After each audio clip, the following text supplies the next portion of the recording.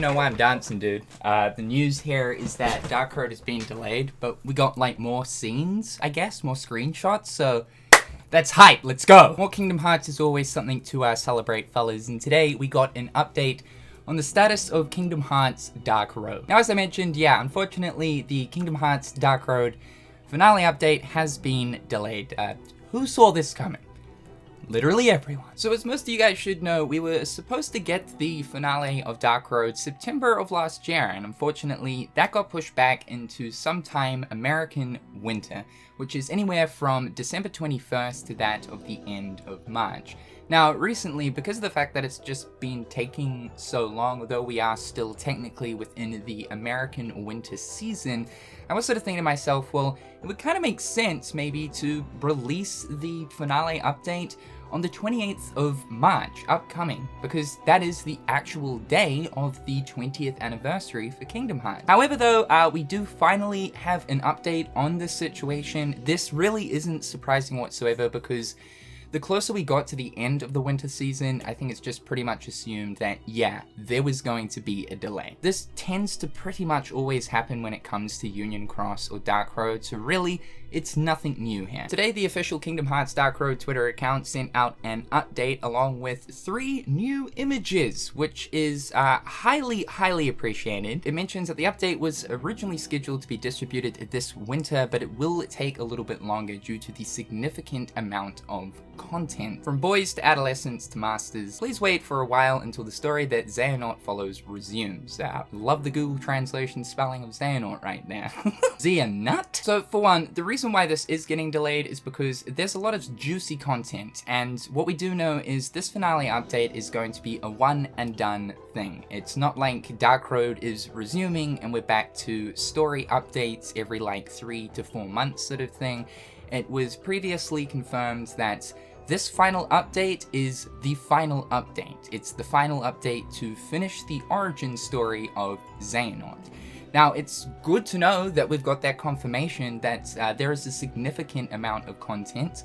Obviously, the first wave of Dark Road, where we're up to as of right now, consists of 3 episodes. And so it makes me think, are we going to get another additional 3 episodes? Like, at this point, the game story-wise is only half done, so because of the fact that it's been taking them so long, is this going to consist of another half of the game? I think if they're gonna make 6 episodes total though, it's like, yeah, you may as well push it up to 7. I mean, Kingdom Hearts numbers and all that. By the way too, I thought I'd mention, there's no word on global. This is coming directly from the Japanese Dark Road Twitter account.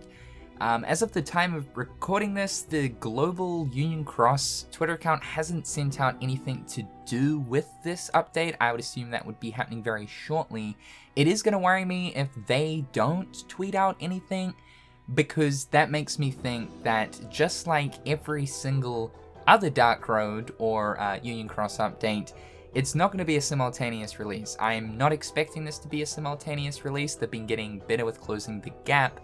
But I really hope that the amount of time between the Japanese to global version is not significant. It was absolutely excruciating looking at the amount of time between the Japanese Union Cross finale to that of the global. So this time, they've really got to do better. But let's talk about the pictures that we got right here, because, ooh man, there's some spicy stuff. Now, I don't know where this translation is coming from, but thank you so much to Blank over on Twitter for sharing this with me.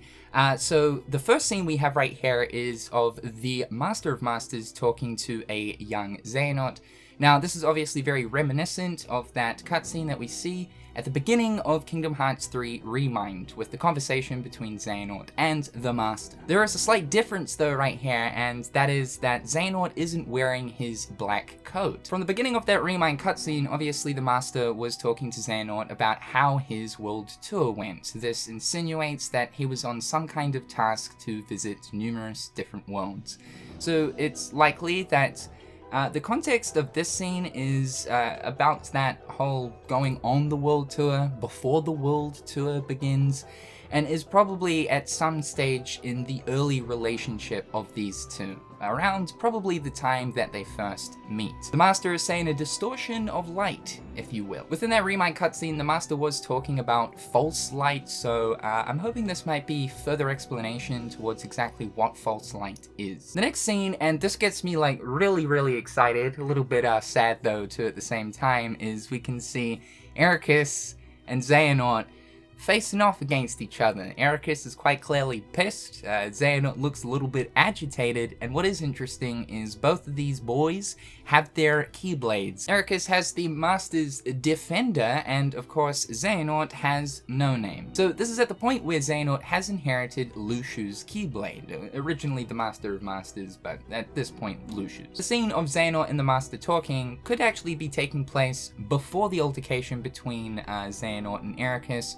or after, depending on, when about XEHANORT inherits the Keyblade. In the scene of the Master talking to XEHANORT, that could be happening once, of course, XEHANORT has maybe left Scala for good.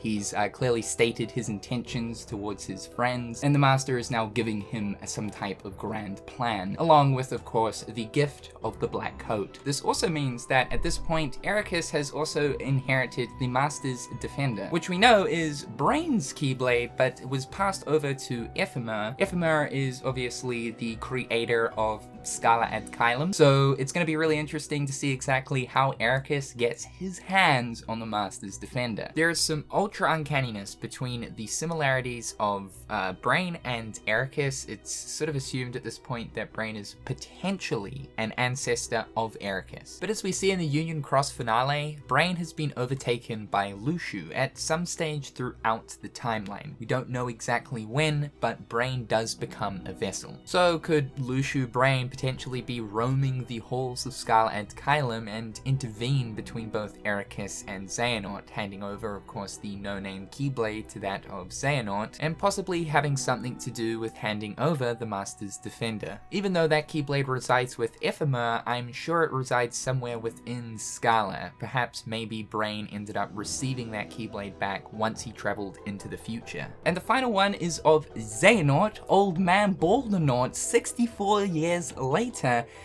talking to the Magic Mirror in the Dwarf Woodlands. The Magic Mirror is capable of basically answering any question whatsoever, so it's likely that XEHANORT went to the Dwarf Woodlands knowing about the Magic Mirror to potentially ask some questions that are on his mind. We do know that XEHANORT did read some of the Tome of Prophecies at one point, so it could be further clarification towards maybe if some of that stuff is actually true or not. Honestly, seeing these screens gets me so excited. We also know with the update that we were given last year that there are 2 new characters also being added into Dark Road. So in these images, we obviously see a male character walking out of what looks like a corridor of light, and then a female character wearing glasses, summoning forth spectral swords. It's possible that these could be other students of Scala ad Caelum, but obviously they hold some type of importance, especially because it seems like Erd is getting her ass saved in Beast's castle. Something is clearly going down. The other exciting thing about this update too is we're going to find out exactly how most of the classmates perish. The end is upon us, so hopefully it won't be too much longer. I personally think that it will likely be April at this point.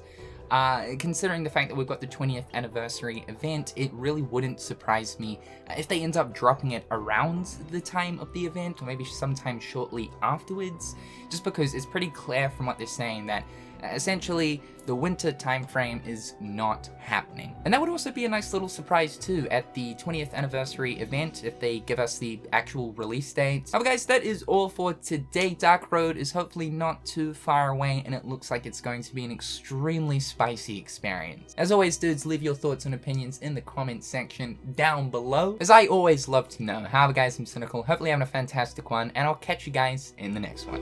Peace.